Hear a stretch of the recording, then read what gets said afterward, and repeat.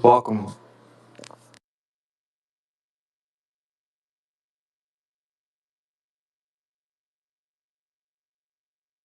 Thank you and everyone for joining the Internet Valley Foundation New York episode 172. Hope you guys enjoy the conversation as much as I know I do every single day. The diverse amount of mindsets and perspectives you guys bring to the table in the conversation. McQuack, I saw your message. Yeah, welcome everybody. So, um, uh, gonna have a probably like a relatively quicker space today. Of course, we'll see towards the end of the space because that's it's usually when somehow we get the fill and a great conversation going. But relatively shorter if I can, and we don't get many people in here, and just it's more open topic. If anybody wants to hit the request and come up and speak, um, I have some words and some thoughts that I'll lay down about the quantum renaissance, and yeah, welcome everyone.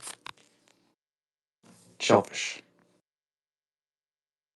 Teenager, neglect. Um, so do we have a breakthrough or something with the quantum realm? Like, what's going on? What's phase two?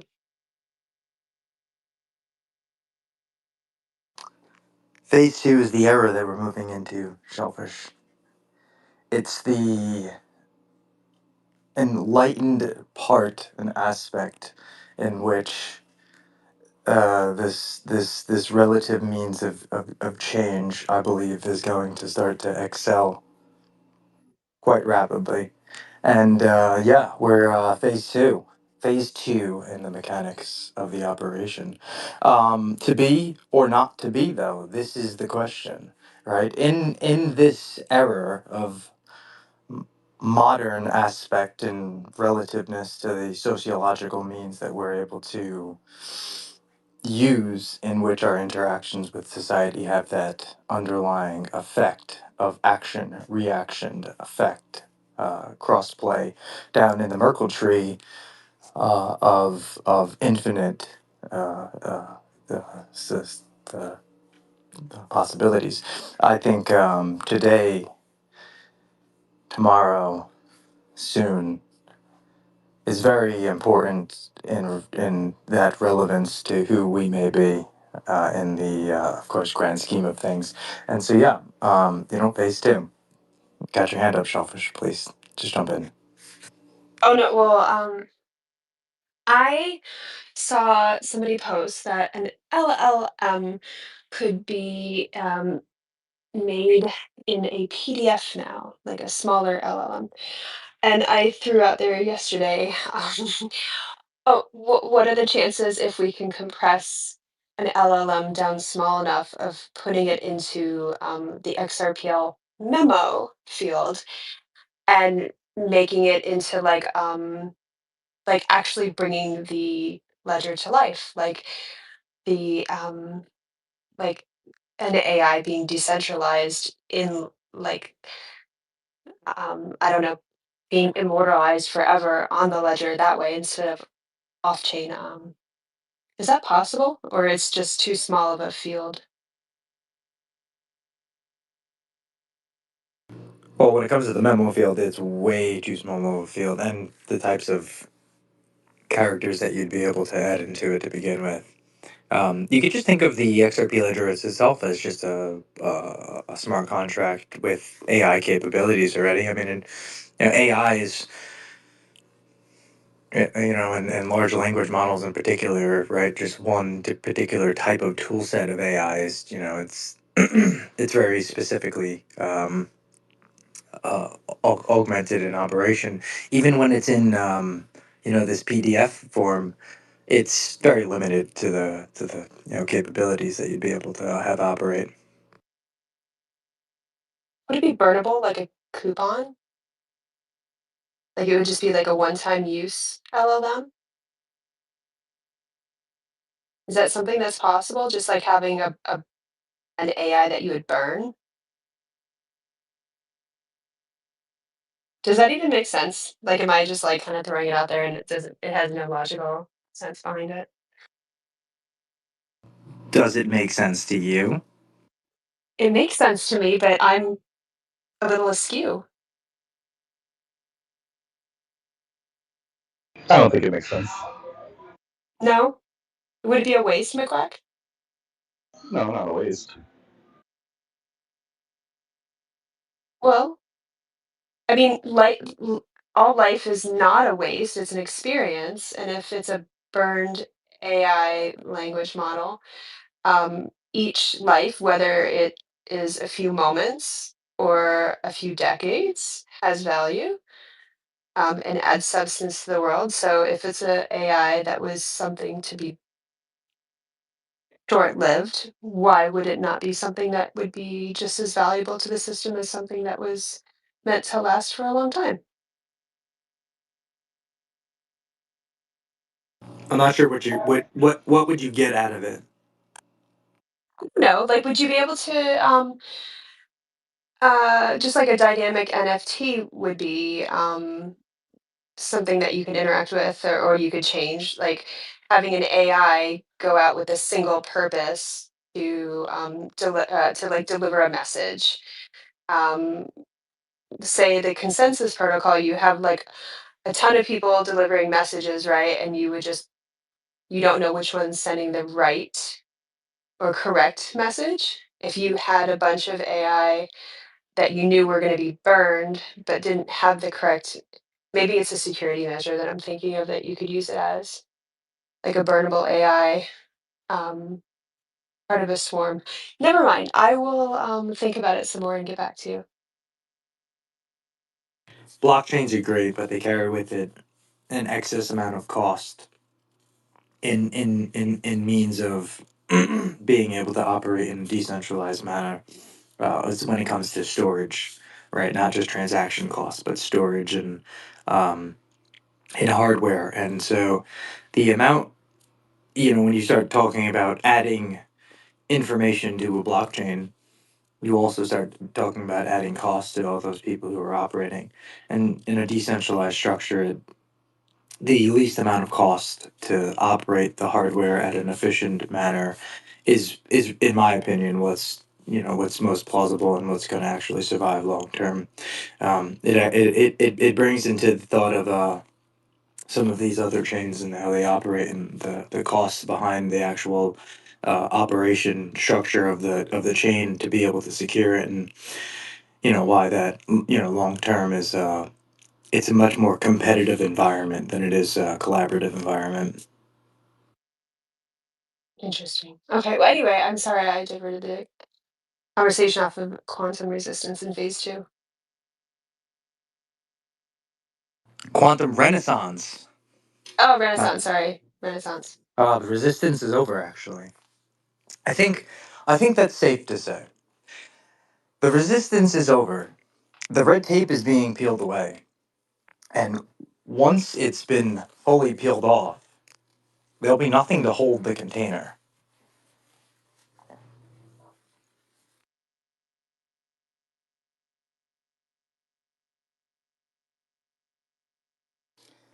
And so the quantum renaissance, this next chapter, this phase in, phase out.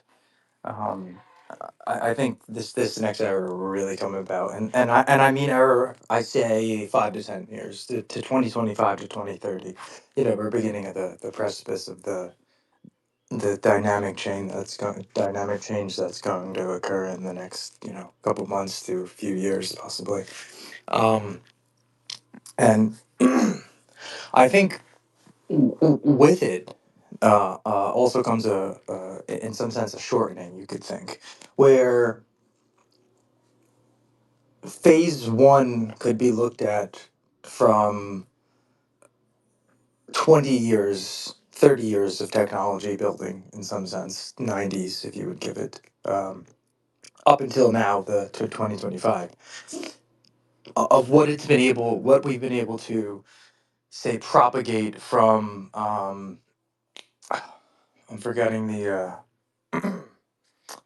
that that term that is a theme about the doubling of the amount of technology that we're able to produce. Forgot what the guy's name is now that I'm speaking about it. Kurzweil? Um, You're talking about Kurzweil? Was that no? No, no, I don't think so. I don't think so. It's a measuring of how quickly we are advancing in technology, and it's like it's a no, forget it. Doesn't matter. It'll come to me in a couple of minutes, I'm sure.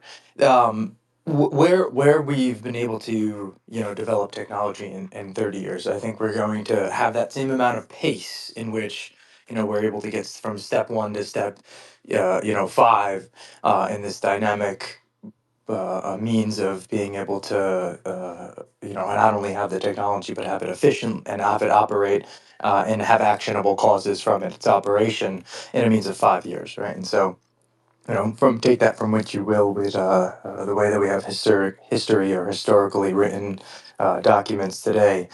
It took us Wait, from up were until you the talking about seven. the exponential curve?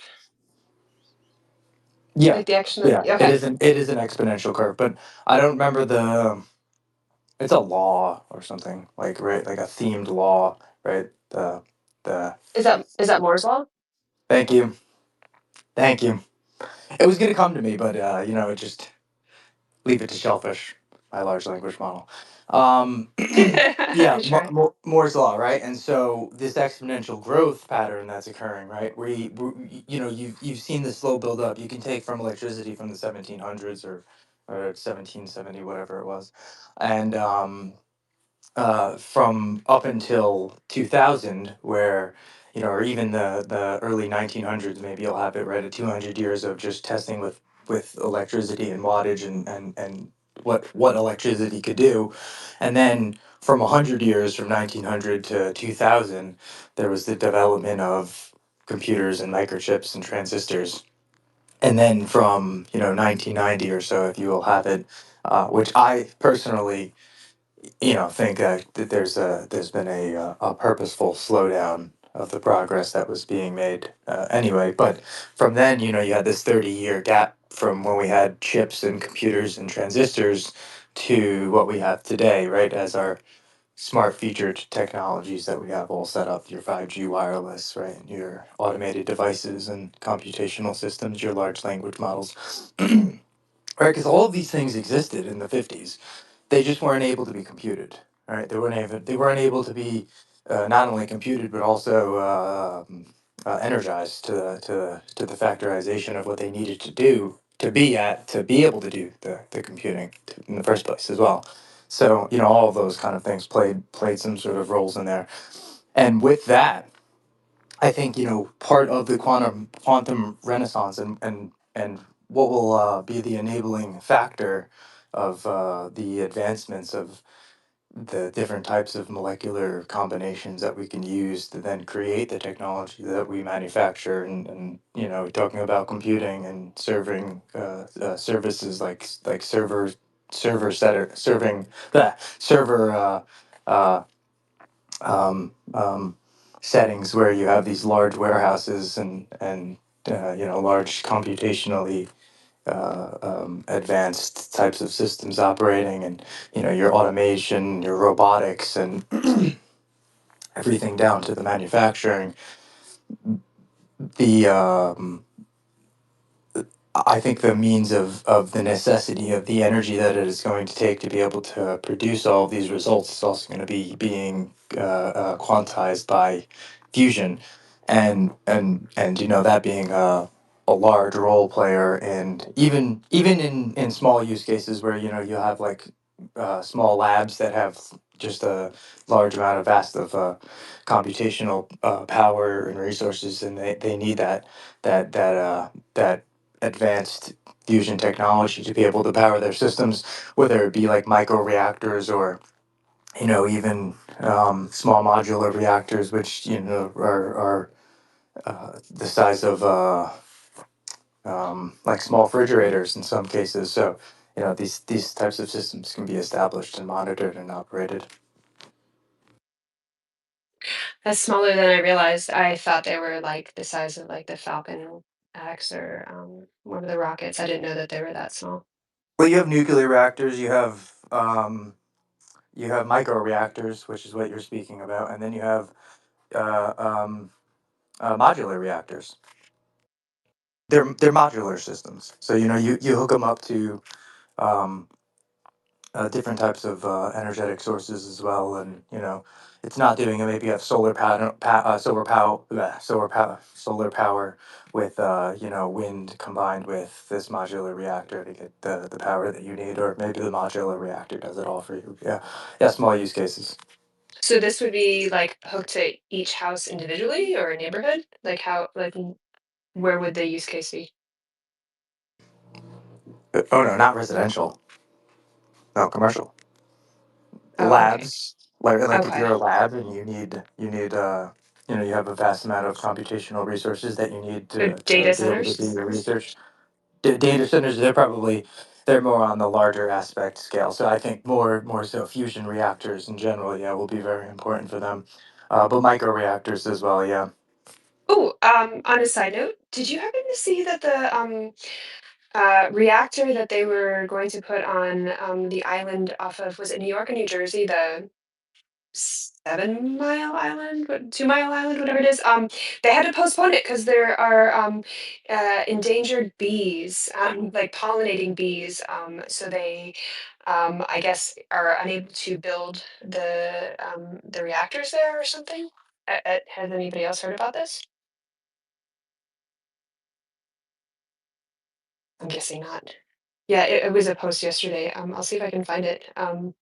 But I think Microsoft had purchased the plant outside of New York to turn it into a power, like a new nuclear power source, or reactivating it or something like that. And they had to postpone something to do with the pollinating bees because they're endangered.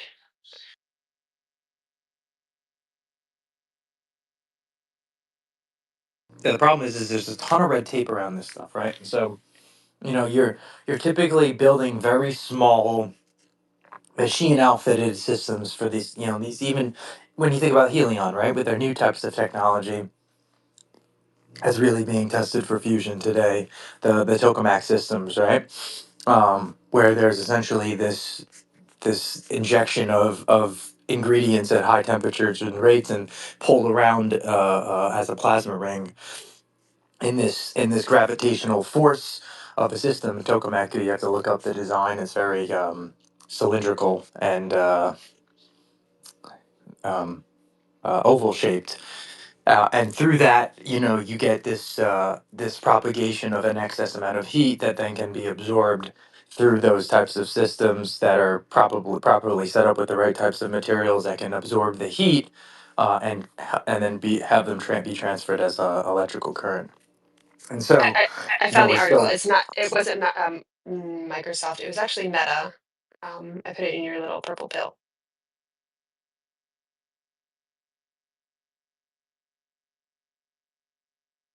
There's a ton of bureaucracy in New York.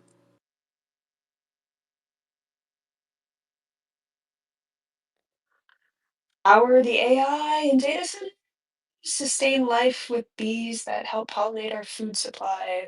Decisions, decisions.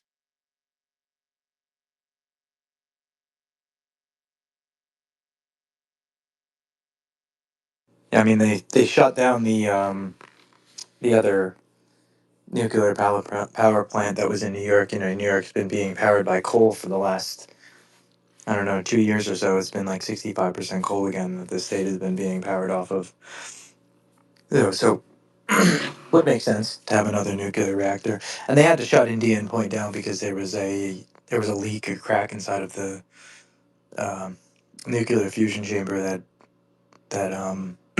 was eventually going to become unstable.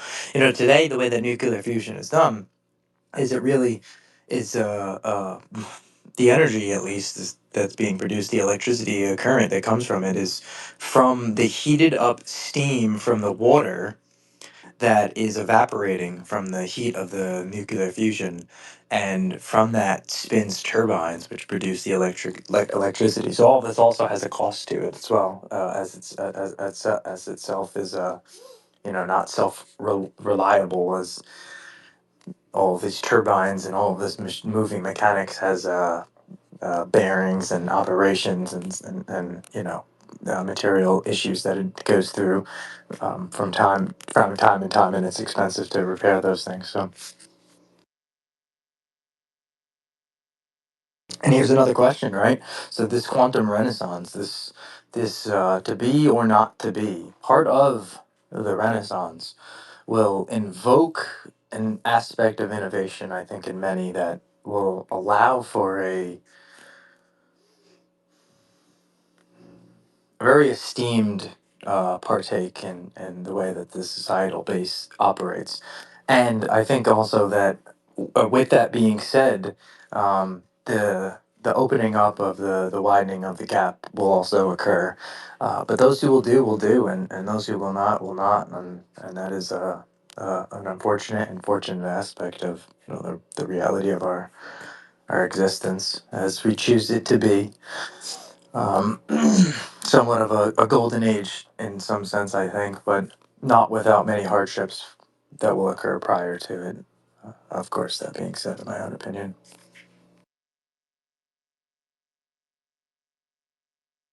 Persistence, welcome, man. Feel free to come up if you'd like. Probably going to keep the space going for another maybe like another 10, 15 minutes or so. And just planning on it being a pretty quick one today.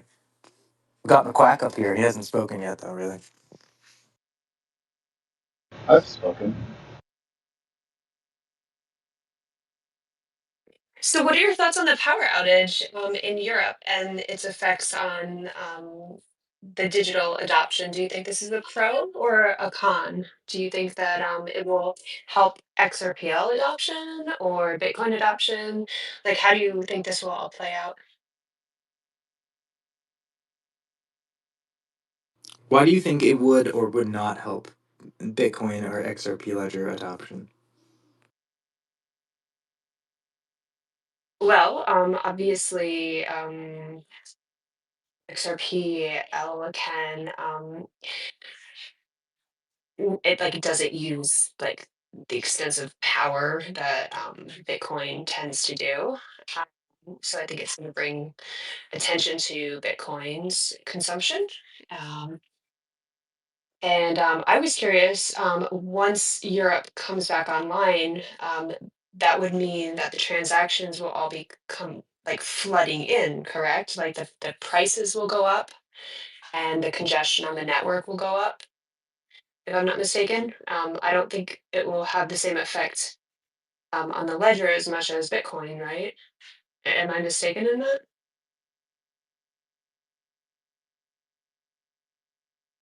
I'm not sure I understood the last part. Will transaction speed be affected when everything goes back online in Europe? The same for the XRPL as it would for Bitcoin. I think if we were going to see any disruptions, we probably would have already seen them. I think if anything, them coming back online will just be more operators that might be coming back online. Same thing for, Bitcoin would be more of a hash rate thing. So if there was a lot of people who were participating in the mining efforts of the Bitcoin network that were in Europe, well, they would have went off and the hash rate would have went down for whatever percentage that was, and that would have opened up the opportunity for other people to come in and try and mine for the Bitcoin. The transaction thing is probably not a big deal. Like unless there was like a million people there that were like, oh no, I can't transact right now on the XRP ledger, and then they get electricity and they're like, finally I could do my transaction. I don't think we would really have a big deal with that one at all either. Probably not for the Bitcoin network, right? I think when a serious thing like that happens, or your electricity goes out, and the TVs don't work, and the power doesn't work, and the phone doesn't work, and your cell phone doesn't work, I think the last thing you probably are thinking about, or at least most people would probably be thinking about, would be like, where are my bitcoins or my XRPs?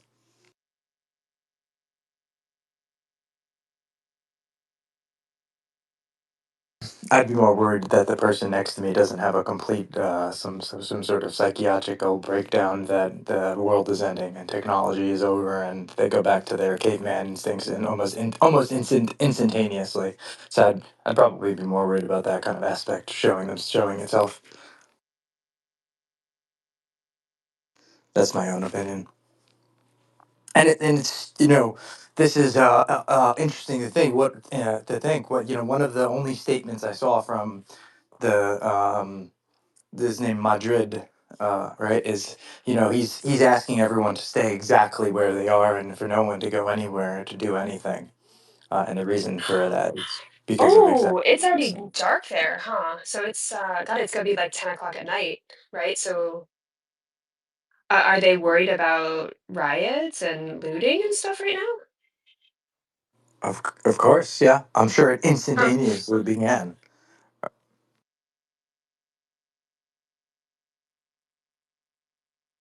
It's been a while since all this stuff has gone on over here, so I didn't even think about that aspect. Doesn't And it happened in New York, right?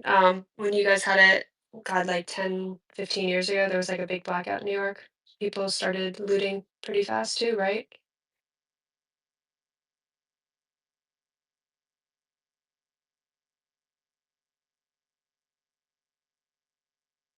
I don't live in New York. I just remember there was a blackout in New York. Um, Gosh, I think it was the early 2000s, late 90s, something like that. Um, Persistence, did you lived in New York, right? Or I know Larry's up in that area. Maybe he knows. It's Western civilization. It's the culture. It's the inevitable. When you have so many privileged yet indoctrined and undomesticated individuals that exist, it's just a prerequisite to what is always the beginning of some sort of catastrophic little stage that occurs. Quite alarming. What was that? I said quite alarming, having society degrade that fast. You know, it's interesting because degrading or truth telling. I think it's interesting when you think about it from a manifestation standpoint. When you speak about the underlying truth in which the belief is the arise of which the manifestation that we are is and our action is. I think there's a story to be told about that, maybe more so than the the derangement that maybe comes from some sort of situation and there. But of course, for any dawn, there is always going to be a dusk, and there eventually will be another dawn. Um, and so it's a sequence of events, of course, as far as we have it written historically wise. So I mean, any catastrophic situation typically has an uprise. Almost if you think about it as a chart in some sense, it's a graph, right? You always have weaves and flows with the graph. It's funny you're like kind of bringing that up though. So people's phones are still working for at least the next few hours or whatever. I don't know how long they're Depends going to on be depends offline. on where they were. So Yeah, because yeah. of the loss of electricity, cell phone towers are down, so many are not able to connect. So psychologically, the data that they would be collecting on each person living in those areas would be quite fascinating to see. Would people be standing up? Would they be looting? Would they be calm? These are all like things that they would be able to kind of look back at and see how to handle if we did have a massive blackout that was more than a few hours in Europe or um, like what they would go for. Would they go back to trading gold if it was out for like a few days or a week, right? Like if they wanted to see what the reaction time for everybody would be, would they pile together and like their resources? I'm curious how long it would actually take for everybody to kind of get in that mindset because in Florida, we all just kind of piled our resources together, got rid of our food, made sure everybody was like safe, secure, fed. Um, does humanity all go back to that? Because it's been a few years since we've kind of experienced it over here, but a blackout on that scale, like half of Europe going out of power, it's kind of interesting data.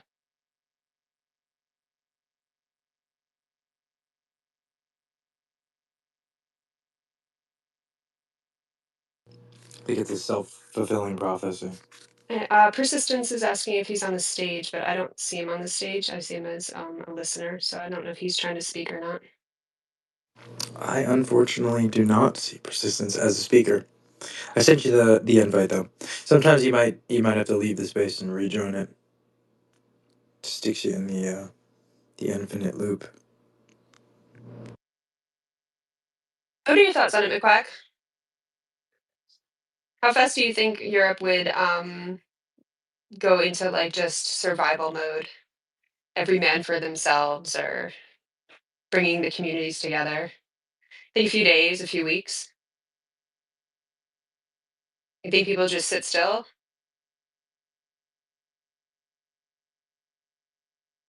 I see him as speaker. I don't know if he is or not.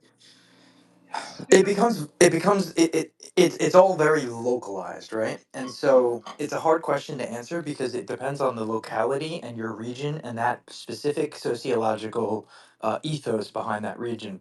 You can very well take it back to, right, put us in that situation, take it back to the way that we used to exist, 500 years ago, with villages and these small outfits, right, as towns. They were very concerned about the townspeople, right, and the town in most cases. And so, of course, you had all those different dynamics that then played into that. The way that the town operated, was it a democracy or a theocracy or a dictatorship or whatever it may have been? All right, but you had all these different outfits in towns, and I think you could very well see something like that happen very quickly, where shellfish, you and all of your people that inside of your small little region, right, get together, and because you're like, oh, but this is the we all know each other, we all trust each other. This is the best line of defense that we can create. That's just one part of the sociological aspect of course, any sort of survival situation. You don't really necessarily have to say it's this particular situation, but when it comes to a vast array of different types of ethoses, the the theory behind the game only has so many different pathways down the Merkle tree. And so this is oddly timed too, because isn't this when the Pope is being like buried and like the processional and all this stuff going on this week? So all the people going in town to say their departures to him and ushering in the new thing. Because I think like a lot of celebrities and well-known politicians are they're all making their way over there too, right? I think that was last week. Was it? Oh, my bad. Not a Catholic. That's okay. I'm not sure if they like let people in to still go, and I'm not sure what they've done. Yeah, personally, but that thing was last week. Yeah.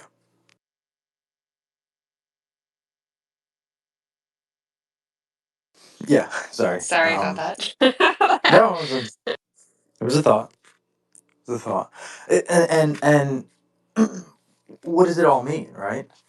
Well, to be or to not to be. I mean, this is a choice. This acquisition over time and this sequence of actions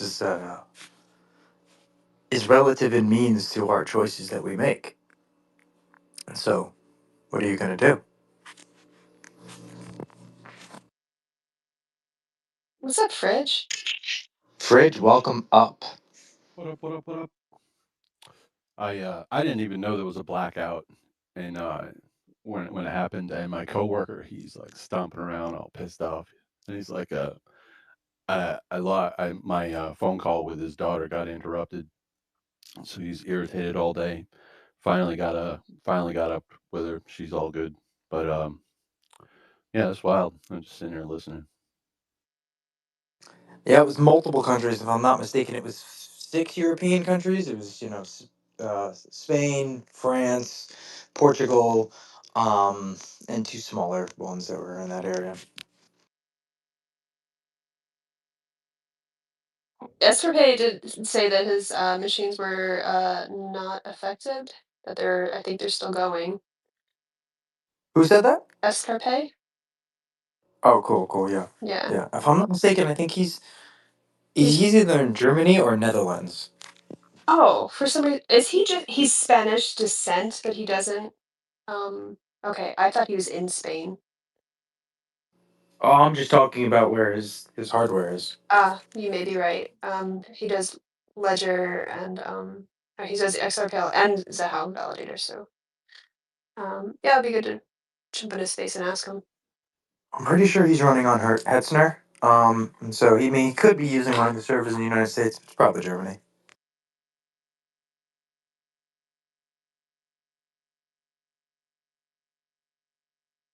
It's been a fun space. Which, yes, it has. Fridge, any thoughts that you'd like to bring up in the space? I'm gonna give it a minute for persistence. He never came back. Nope. Completely blank. I have no thoughts here.